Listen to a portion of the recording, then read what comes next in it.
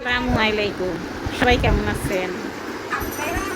বলেন তো দেখি, আমি কি সফল হব না ফেসবুকে বা ইউটিউবে?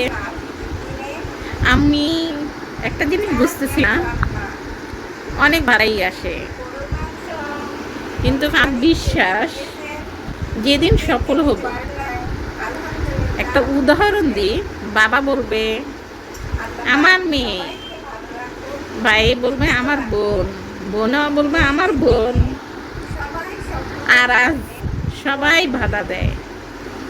তো আমি এটাই বলবো, আমার এতটুকু জ্ঞান থেকে কেউ কখনো কারো বাধা শুনবেন না।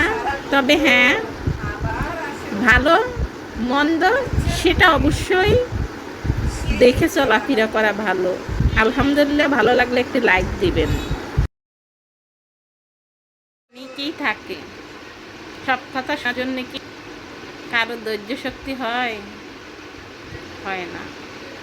যে যাই বলুন না কেন, আমি এটা জানি, যে যতই স্ট্যাটাস দেয় না কেন, আসলে সত্যি মনের ভিতরে গোপন থেকেই যায়।